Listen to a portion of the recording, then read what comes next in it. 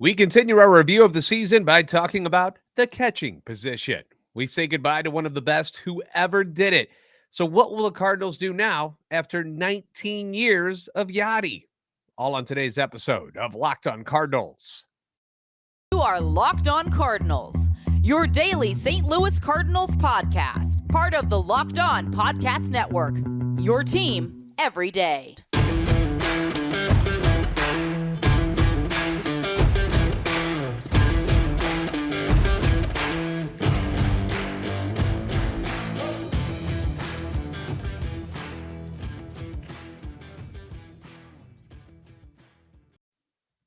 Hey there, Cardinals fans. I'm JD Hafford. I'm a national radio sports anchor, born and raised in the Lou and a lifetime Cardinals fan, and I'm your host for Locked On Cardinals, part of the Locked On Podcast Network, covering your team every day. You can follow me on Twitter at JD Sports Radio. Follow the podcast at LO_Cardinals. I want to thank those of you who make Locked On Cardinals your first listen every day. We are free and available wherever you get podcasts, iTunes, Spotify, Google Podcast, on YouTube. Make sure you like, subscribe, hit that notification button, and comment so you can interact with us. This is a show serving Cardinal Nation and giving the best fans in baseball all of the info about the birds on the bat. Now, we've discussed the group efforts of the starting pitchers, the bullpen, the infielders, and the outfielders. Now I want to turn our attention to an area that the Cardinals haven't really had to worry about for almost 2 decades, and that would be the catching position. The greatest Cardinals catcher of all time is hanging up his shin guards. Yadier Molina, the team's leader for catchers in almost every offensive category except batting average. He's second to Ted Simmons in that one. Announced coming into the season that this was going to be his final year. He's going to retire. Win or lose, that was it. This is all we get of Yadier Molina, a career that spanned 19 seasons, all with the Cardinals. It's coming to a close. And he was drafted in the 4th round. Just to give you a little bit of background, what was going on with Yadier Molina. Drafted in the 4th round back in the year 2000 draft, came up in 2004 as a 21-year-old rookie, and he was playing behind his future manager, Mike Matheny. Now, Matheny was in his 5th year with the team and had won his 2nd career Gold Glove the previous season. It was a good spot to have Yadi play the backup role and have a chance to learn under one of the best defensive catchers in the game at the time, who was 33 years old, was coming to the end of his contract, and eventually it would be Yadi's time to take over. That season, Yadi appears in 51 games. He hits .267, 2 home runs, 15 RBIs. So nothing all that exciting, nothing all that special. Now, Matheny wasn't exactly crushing the ball either. He hit .247, 5 home runs, 50 RBIs, but that wasn't his game. That wasn't the point of Mike Matheny. He was the defensive guy first, won his 3rd Gold Glove that season, all 3 with the Cardinals. He did go on to win a 3rd consecutive Gold Glove with the Giants the following season, giving him 4 total in his career. The 2014 would make it to the World Series, and unfortunately, they got swept by the Boston Red Sox that year. But that situation went about as fluidly as you can imagine. You know, I mean, you got this team that's not going to sign Matheny. He moves on to the Giants as a free agent, and they're able to hand the keys off to Yadier Molina. The keys to the catching position. They're like, here you go. It's all yours now. And he held on to those keys for 19 seasons. Unbelievable, right? Now, I can't tell you the number of catchers that the team drafted or signed as heir apparents to Yadi over the years, but the one I remember most recently, and the one that was talked about possibly being the guy that replaces Yadi at some point, was Carson Kelly. All right, the Cardinals drafted Kelly out of high school. He was a 3rd baseman in 2012. He'd been the Gatorade Oregon Player of the Year in 2011 and 2012 in high school. Although he had committed to play at the University of Oregon, he decided he was going to sign with the Cardinals. And I love going back. One of my favorite things to do, and it doesn't matter what sport it is to go back and look at the drafts and look at some of the old names and think about what might have been if your team had taken this guy or that guy. Teams passed on certain people. They hit the jackpot on other guys. The catchers that went in front of Kelly that year. Remember, he was a 3rd baseman coming out of high school, so they weren't drafting him as a catcher. But you had Mike Zunino, who went 3rd overall to the Mariners. By the way, Carlos Correa was number 1 that year. Number 2 was Byron Buxton to the Twins. Striker Trahan, great name, by the way, went number 26 to the Diamondbacks. Clint Coulter went number 27 to the Brewers. Kevin Plawecki went number 35 to the Mets. The Cardinals actually did take a catcher named Steve Bean at number 59. And then Bruce Maxwell went number 62 to the A's. Now, Kelly was the 86th overall pick. The Cardinals picks before that were Michael Wacha at number 19, James Ramsey at number 23, Stephen Piscotty at number 36, Patrick Wisdom at number 52, Mr. Bean at number 59, and then you had Kelly. Now, after struggling his first year, the team moved Kelly to catcher. Okay. And he progressed as a hitter because he didn't hit all that well when he first made it into the minors. And he started progressing as a hitter, and he was a pretty good catcher right away. He earned the minor league Rawlings Gold Glove Award in 2015. The team calls him up in September of 2016, and that year he was named the organization's minor league player of the year. Now in 2017, Kelly continued to produce in the minors, but Yadi at age 34, which, you're thinking 34 years old, Yadi's going to start slowing down, right? No. Has one of his best seasons hitting ever. 273, 18 home runs, career high 82 driven in. I don't know if it was like the threat that Carson Kelly was coming up behind him, and he was like, "Whoa, I need to step it up." I don't know what provided the extra oomph to his game, but it was clear Yadi had other thoughts about getting moved out and Carson Kelly taking over things. Meanwhile, Kelly eventually got called up that season at the end of July, but only appeared in 34 games and hits 174. Then in 2018, Kelly was up for 19 games, hits just 114, while Yadi, again, good season, 261, 20 home runs, 74 driven in. So that following winter, realizing that we don't really need to replace Yadi yet. Okay, he's got a couple years left in him, and they traded Kelly. They traded him with Luke Weaver, Luke Young, and a draft pick to the Arizona Diamondbacks, and they got a guy who might be the NL MVP this year, in Paul Goldschmidt. Now, 2018 was the last season that Yadi won a Gold Glove.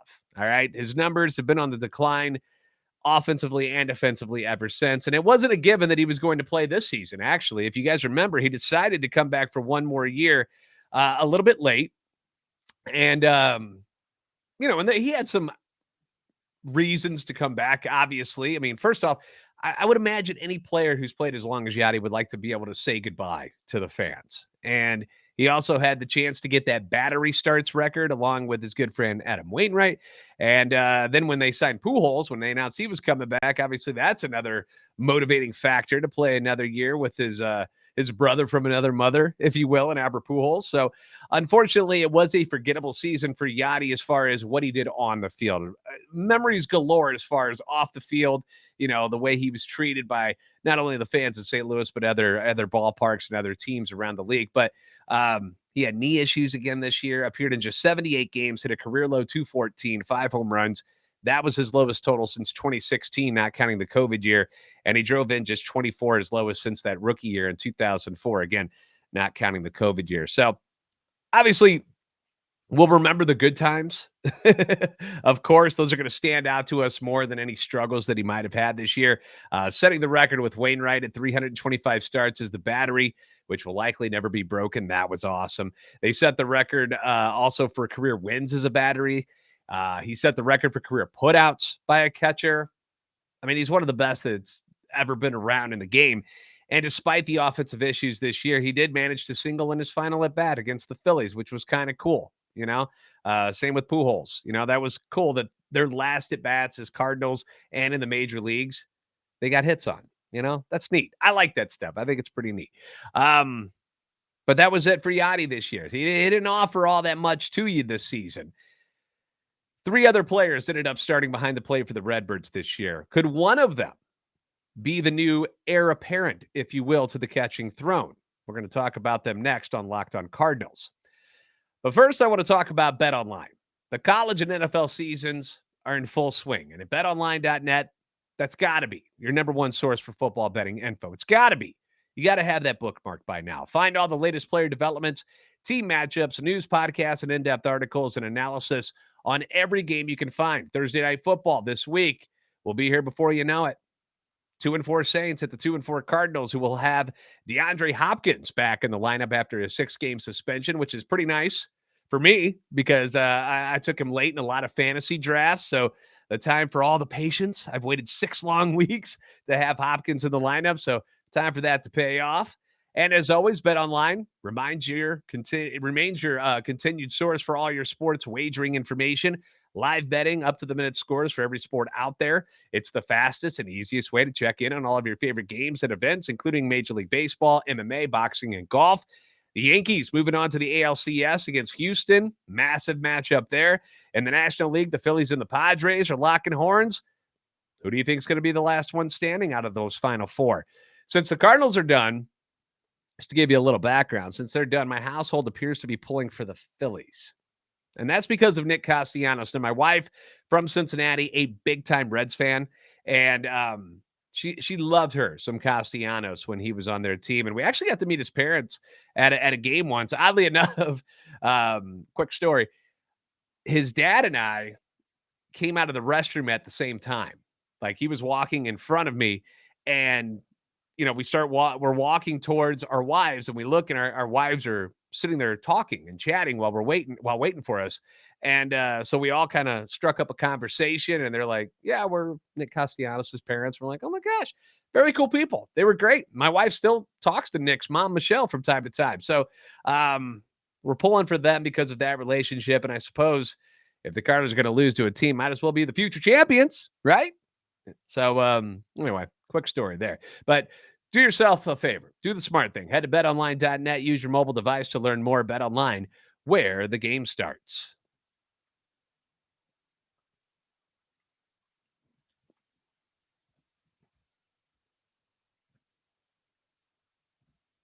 Now, this year's leader in games caught was not Yadier Molina. It was Andrew Knizner, due to Yadi getting a lot of days off, and he had the injury issues this season. And for the most part, Knizner did a fine job behind the plate. I got no complaints really there. Now, I can't pretend to tell you that I know how well he calls a game, because I don't.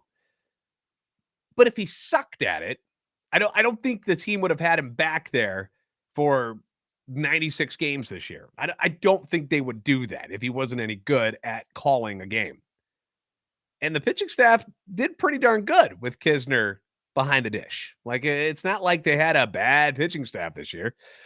At the plate, that's where we got some issues, because Kiz hit an underwhelming 215 with 4 home runs and 25 RBIs. And don't give me this crap, because people do this. Well, if Yadi wasn't starting so much, he'd be all right.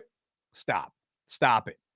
That's just not the case. At least in my eyes, that is not the case. The dude had 293 at-bats to work with, and that's what he produced. 215, 4 home runs, 25 RBIs.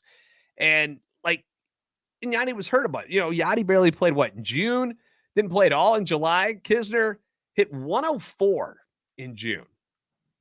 104 in 56 plate appearances. And then in July, he improved to 280, 0 home runs, 5 RBIs. Okay, that's not going to get it done. He's just not the guy. He's not. Now, he looks to me like he will be a solid backup catcher in this league, but that's about it. And that's not me ripping on him. I'm not tearing Knizner apart. It's just a reality. He might have a fine career in this league, but he doesn't seem like starter material to me. And the odd thing is like in the minor leagues, because Knizner was like a decent prospect coming up, and he hit pretty well in the minor leagues. Pretty solid stick. 2017, A-ball and AA. He played at both levels that year. Hit 302, 12 home runs, 51 RBIs. 2018, AA and AAA. Hit 313, 7 home runs, 45 driven in. 2019 at Memphis, 276, 12 home runs, 34 RBIs. His career batting average in the minors, 303. He hit 37 bombs, 172 RBIs in 308 games. But we just have not seen that at the major league level yet. And he's been up here for 4 seasons. Like, he's 27 now. As a major leaguer, in 4 years, he's hitting 204, 7 home runs, 45 RBIs in 186 games played, 553 at-bats. His stat line doesn't lie. He's just not that great of a hitter so far at the major league level. And at his age, it's not the point where all of a sudden he's probably going to get good. I mean, I suppose there's a chance that could happen, but odds are good that he's going to make some big jump just because he plays even more. I just don't see it. Now, he's arbitration eligible for the next 3 years. Won't be a free agent until 2026. Good backup. Good backup. There was a tie for the third most games at catcher between Ivan Herrera and Austin Romine. Romine was released. He went to the Reds. We don't have to talk about him. But Herrera is a name that Cardinal fans are quite curious about. So I've got some knowledge for you here. Herrera is 22 years old, signed with the team as an international free agent in 2016. Made his professional debut in 2017, hit .335 with 1 home run and 27 RBIs over 49 games.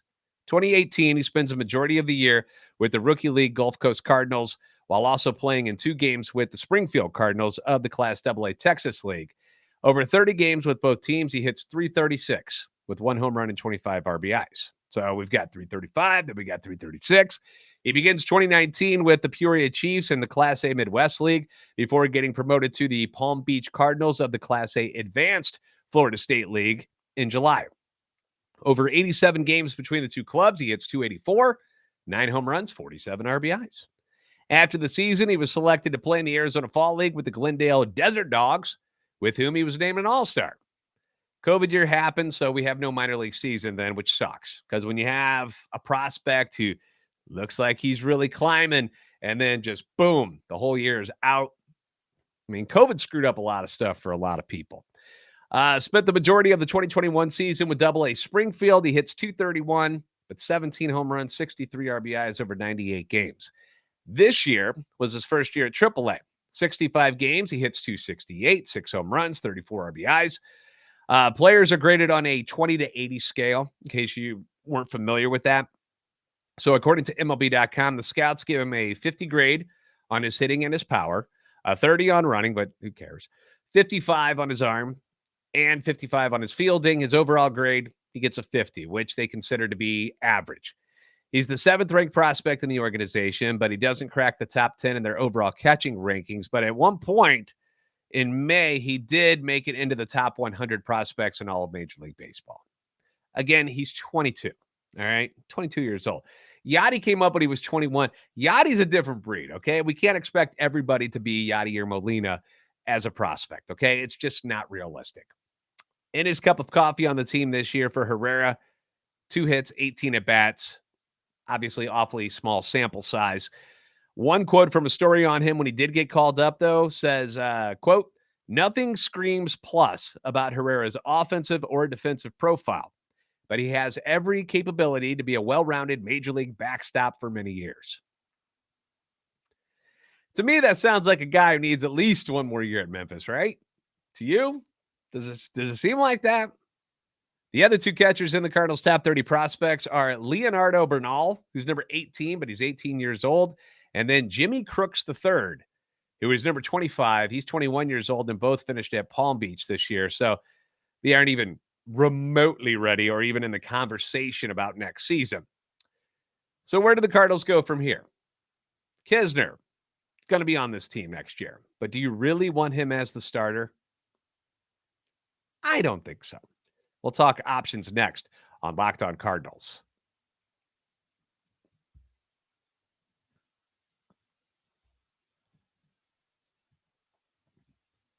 Now we get to the fun stuff, right?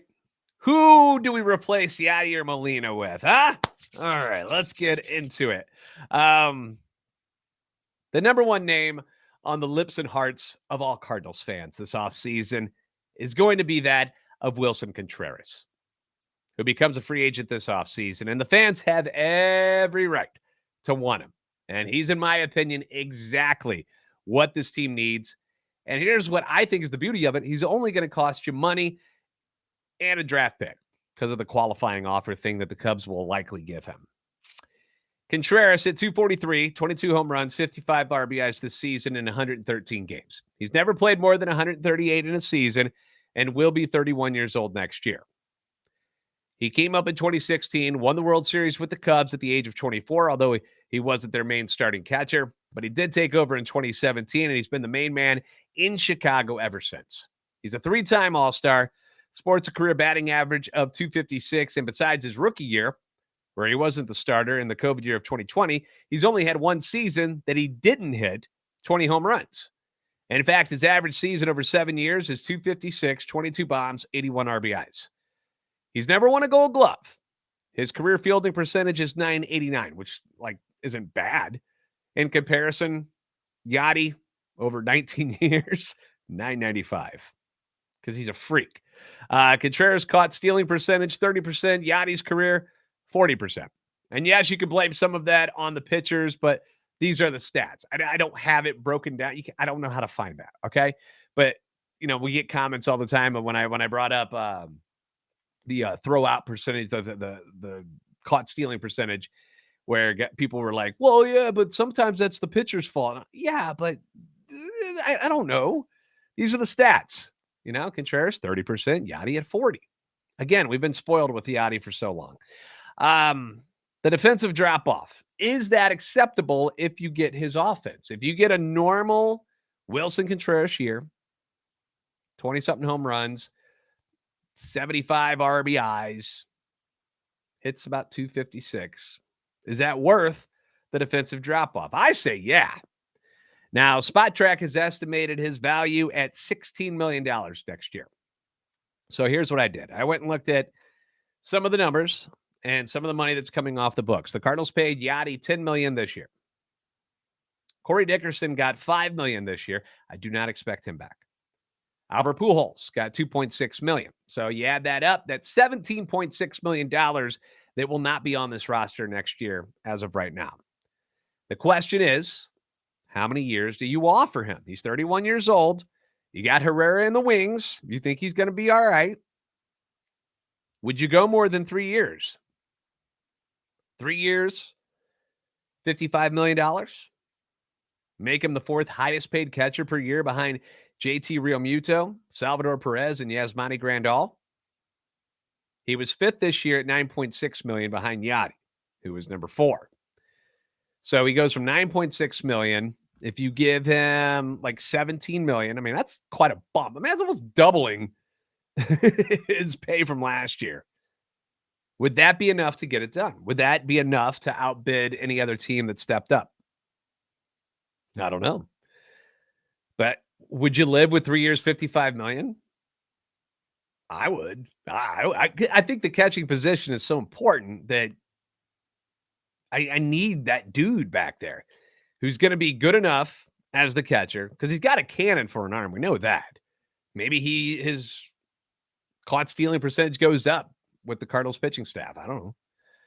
But you get that offense, because this year you had that black hole at the catching spot in the batting order. Like it was just an out almost every time. It was gross.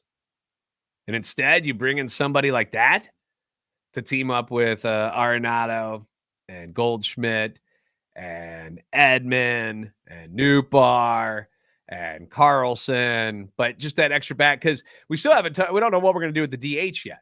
We don't have an answer there without Albert. But look at those numbers there. Albert, what he did this year. You bring Contreras' numbers in, pretty comparable.